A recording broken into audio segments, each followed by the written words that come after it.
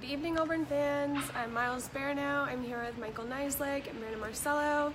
We're with Auburn Undercover at auburn.247sports.com. We just got out of a press conference with both offensive coordinator Chip Lindsey and defensive coordinator Kevin Steele. They actually had a lot to say tonight. So, Trying to figure out the lighting anyway. Things to comment on. Kevin Steele was more interesting than Chip Lindsey tonight. Chip Lindsey is very Gus Malzahn-esque. I guess Chip Lindsey taught a history course. Is that accurate when he was coached in high school? I guess. Could you imagine asking what happened in World War II? Can you name specific battles? You know, there was a lot of them. I can't recall any specific one, but is that how he probably taught that history course? I guess. Brandon tried to ask him, was there any particular examples? This is a good question by Brandon. You know, it happens once in a while. About plays Jared checked out of, or plays he created at the line, or decisions he made. Could he point to some examples of things he did on Saturday night? And Chip could not. Yeah, I mean, you know, not. You could see what they were though, and they were decisions after the ball was snapped. Whether it was he saw a blitz coming to his left and threw directly at it, which a quarterback should do if he sees a lane. And Ryan Davis was there for the screen, had blockers, and of course went in for the 32-yard touchdown on the screen pass. Of course, Ryan Davis made a move and broke a tackle, but Sean White, Nick Marshall, Jeremy Johnson, they don't make that move. They don't make that throw, I believe, if they're in the same offense in the past. And Jared Stidham's doing those type of things. You're looking for reasons why his development, why he's improved and why he's developed, and how they've been able to do that together.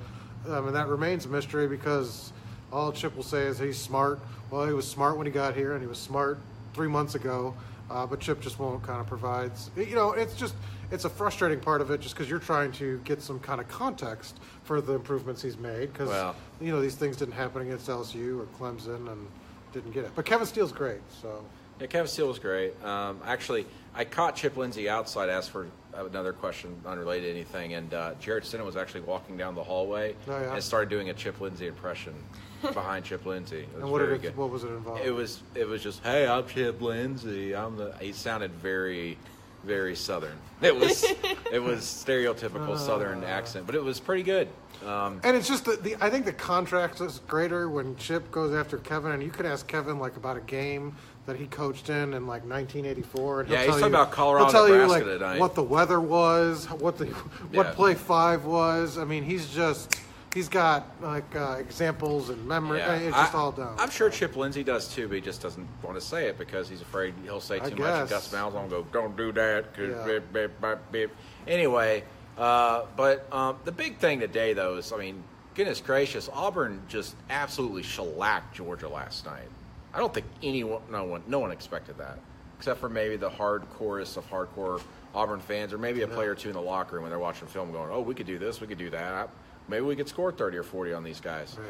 But Auburn beat the crap out of them, as Gus Malzahn said. I thought he said dog crap. Dog crap. Isn't that different? Yeah. Well, they're Bulldogs, so yeah. Right. But Georgia was under 200 yards of offense heading into their last offensive possession. Well, most of their yards came on the first drive and the last drive. There was nothing in between. Bookends and then nothing else. And they held them to 46 yards rushing.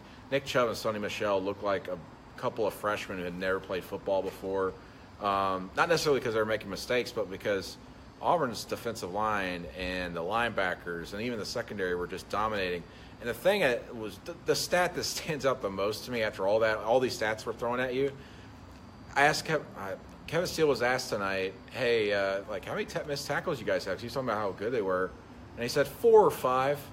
That's incredible. In an entire game, 4 or 5 missed tackles, and these aren't missed tackles where boom, and then the guy's gone. They were missing him and then wrapping up the guy anyway. Right. There was maybe 3 big plays in that game for Georgia, really. And most of them came from Javon Wims, the receiver, who's dynamite for Georgia, I thought. But that was the best defensive performance I've seen from Auburn since I've been here in 5 years. And Georgia didn't go away from the run. They ran it 32 times, so there was a lot of opportunity for Chubb or Sony Michel to get loose. They're elusive guys. Chubb's kind of a beast to deal with. Never happened. And that never happened. So I think that's, it's not like, it wasn't like they passed 50 times and stopped throwing the ball. This was 4 or 5 missed tackles on opportunity after opportunity because they tried to run it and they just physically couldn't do it. The offensive line couldn't do it. And what Kirby said, they kind of punched him in the mouth. Kirby Smart, and that's kind of what it was like. Yeah, you just thought, at least Sonny Michel or Nick Chubb would have one big run. They didn't. The longest run they had was 7 yards. Yeah, that was early in the game. And that was Nick Chubb's worst performance of his career with at least 10 carries since his freshman year. Yeah, pretty impressive. You could tell Auburn was just absolutely sick and dead tired of all the. They're not really that good or whatever, and. Boy, they proved it. I mean, this is a legit top 6 team right now, and if they win the next 2 games, they'll be a probably top 5, maybe top 4 team heading into the SEC championship game. And you win that game, you're in. I don't think no matter what happens now, if Auburn wins out, it's going to the playoff, and they took that first big step. Although it'd be hard to keep. There could be a controversy, right? Because if there will be Oklahoma, Clemson, and Miami and Wisconsin could all win out because none of those are playing. Miami and Clemson play each other. Miami and Clemson play. So there would be no controversy. Yeah. So Auburn would get. So if Auburn wins out, they're going. They're going in no matter what. Right? Yeah, the SEC champion is going to make it possibly, unless. That like Alabama maybe loses in the SEC championship to Georgia. There might be, but one of those two would make it. And the SEC team is but then would there also be the question mark would be if Auburn wins against Alabama but then loses to Georgia the second time? Does Alabama go or Georgia go? Georgia goes. Okay. Yeah. Alabama would have 2 losses. No, Georgia would have 1. Alabama would have 1. You said if Auburn. You're right. Excuse me. So Auburn beats Alabama, they have 1 loss. Auburn loses to Georgia. I think Georgia would go in. I think Georgia goes in because they're the SEC champ. Yeah, and with similar records in head-to-head, they won. Yeah. So I would think that's what would happen. Anyway. That'd be the one scenario though where people would have problems everywhere. Yeah, probably. At every city. And except the team that goes. There could be. We might actually have some controversy in the playoff this year. If Auburn wins out, there's no controversy. I don't think. No, I think they're straight in. As a 2-loss team. Yeah, they'll be the first 2-loss team in the playoff. But I think even based off last night, listening to commentators and reading everything, everybody said, "Listen, if this Auburn team wins, they deserve to be in." Yeah. And the voters proved it today. The coaches and the AP by moving Auburn all the way up to 6, right on the cusp of the 4. Anyway, obviously those rankings don't matter until the playoff rankings come out Tuesday. But that's a reflection of where Auburn's probably going to be in the playoff. And with the teams above them, like you said, Clemson and Miami, one of those. The 1, 3, 6, and 9 teams left. And then Alabama would have to lose. Could lose to Auburn, so they jump in. Yeah. So the road is paved. Auburn just has to make sure not to run off the road. But it's not easy. It's not an easy task. I mean, they've got some work left. This is like Rainbow Road in Mario Kart. It's very difficult, but it can be done. But ULM up first, and they're a juggernaut. Auburn beat ULM by what, 51 points last year? 58-7. Yeah. So, warm up. We'll get some rest for some players, and then Alabama's doing the same against Mercer. Now that they're not going to say because they're going to treat ULM with the utmost respect. Carry-on's going to need some carries, and Jeff Holland needs a sack or 2 because they got records to be. Records to break and so Heisman trophies to be. This would be a spot you think for them to get. Carry-on will get his 20 carries. I think so. Yeah. Jeff Holland will play. But if he were to get injured in this game, the thing you got to look at though is you can't really control injuries no matter what the game is. Well, but you don't have to play. I mean, he literally could sit and they could. That's very true. Maybe they will. Maybe they'll say, "Hey, Carry-on's a little banged up. Yeah, he's not going to play this game." I mean, how many snaps would you play Jarrett and Carry-on? Oh, I just play him how much I play him like in any other game, and I just let him. And I pull him out in the second half when they're up 4 touchdowns. You would let them play in the second half until they're up 4 touchdowns. Yeah. What if they're up 4 touchdowns? That's been the history of Gus Malzahn. Gus Malzahn's never pulled the entire first-team offense at halftime.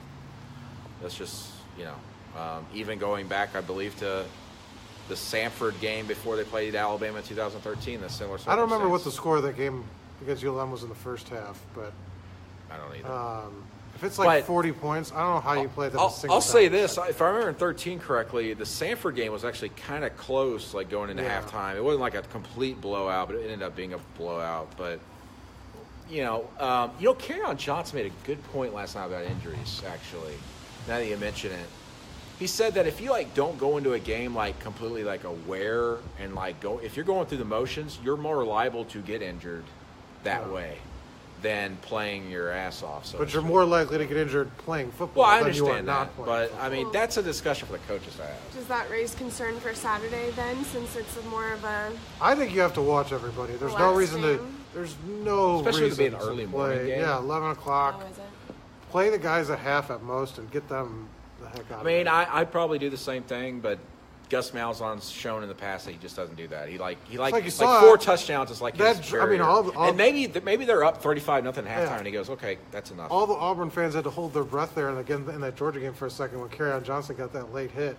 Yeah, he got pounded. I mean, there's something like that in the ULM game. I mean, you're going to be like, yeah, "Wow, we got to get him out of there." Because I mean, look, they're going to win this game by infinite points. Infinity points? Yeah, infinity points. Yeah, it's an interesting 158 conversation. to 7. But we won't know till they play the game. No, Coaches no. are not going to say anything, and for one And thing, I don't think they'll sit him. I don't think they'll do that. I wouldn't see that. So the NBA, as Kevin Steele would say. But I don't think he would be wrong sitting them. No, I think certainly that's the most interesting storyline kind of going into the week because you have everything in the next 2 weeks on the line, and Kerryon's carried it a bazillion times the last 7 He's weeks. averaged 28 carries over the last 5 which games. is the most workload he's had in his career. You got defense. Defense is playing so well, and you've had guys banged up recently too. Why don't want to risk Trey Matthews? You saw the difference between having him in the lineup and having him out. Well, that and tonight I met Jeremiah Denson. He's a guy. Yeah, that's big difference maker for them. He said that he was banged up for a couple weeks there, and they he had was to finally healthy against Georgia. Kind of watch what they did, not put him in But man to man. he's big in deciphering, looking and determining routes and helping out the secondary. Yeah, and it was obvious last night. I mean, that was the best defensive performance I've seen this season from Auburn in the last 4 years. And I think Malik Willis, man, if you just tell him to run in this game, he's going to. Oh yeah, he'd probably have. He's 4 probably going to touchdowns. have some fun. Yeah. Like if they give him a green light, because he hasn't really had that all season. They had him By the throw way, that pass, which this was is a little off topic. How about Gus and Chip going, "Hey Malik, throw the ball against that Georgia"? Was weird. That was weird. I think last night was more than anything, not a shot at the fans, but like, here, we'll do it. You guys want it, we're going to do it. Let's Still do it. not as strange as the strangest pass that Gus's caller too was again at the end of that Sugar Bowl last year, where they scored the touchdown. That was timeouts. ego. But 1 points. that was up there. That's some ego. How's Darius Slayton's ankle looking? He said it was fine. He said he was in a really good mood, so I don't think anything was going to bother him. But I think he was okay. Obviously, played much the rest of the game. Said he just kind of stepped on, rolled up. So. Did he catch the touchdown after the Yeah, injury? he had the injury on the first possession, I Yeah. think. He was worried. It was right afterwards. He was worried that it was significant because he threw down his helmet, bounced off, and he kind of laughed about it and said, "Yeah." For a second I thought, "Oh man," but then he was able to work on it and walk around. They had him jumping and cutting, and he said he was fine. So I wouldn't expect. But he's a guy too. He was banged up earlier this year. Give him some rest, And if that ankle's anything, they'll sit him out. If somebody does have any sort of Borderline iffy, injury. they'll sit. But Sure. if so he's a guy. Absolutely. Maybe you sit if the ankles kind of bother him through the week. There's no reason to put him through it. Yeah. And I'm assuming Petway is still going to be sitting out for the rest of the season. He's going to sit out this game. He could be available Iron for Bowl the is a Iron Bowl. possibility, but He could be. We'll see. Either way, I don't think the coaches, at least publicly, are going to give us a definite answer for the Iron Bowl. But we'll try to dig up more. We won't know really till next week. Going into I think Tuesday or Wednesday. And with the reappearance of Petway, do you think you would see him interchangeably with Kerryon or together? No, kiss Kerryon's team now. Kerryon's the guy now, and I would think Petway would be more a guy that maybe you put in 5 carries. 5, Well, 10 carries. short yard situation that, where you're trying yeah. to do something Maybe. different, but Or if Johnson's just like tapping his helmet like I gotta get out, struggling, and they put Petway in. Otherwise, no. You got to ride with the. I mean, as much as we've said, hey, why is Kerryon Johnson taking a load? Why can't they give someone else the carries?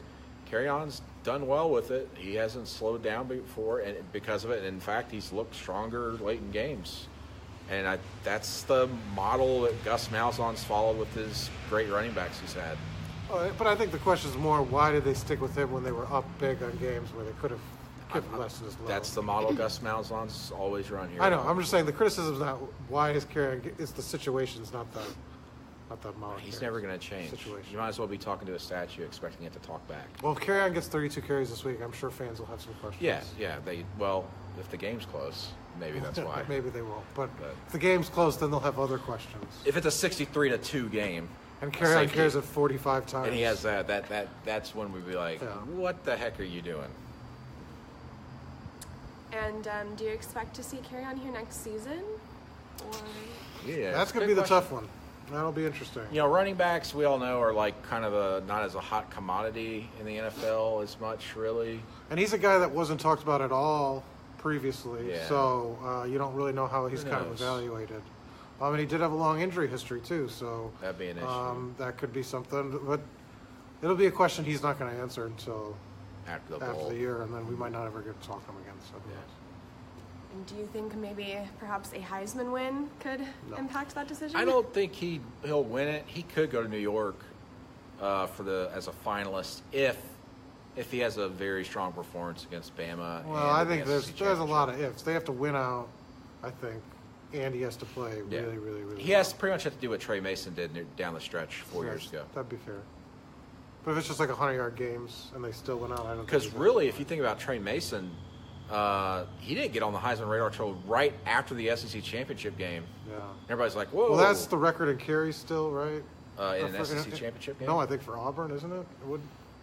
No, I can't. Or was remember. it the game before that? I don't know. He had. But he that set crazy the SEC stretch. championship record with rushing yards. Well, because he had 4 games with over 150 yards in a row.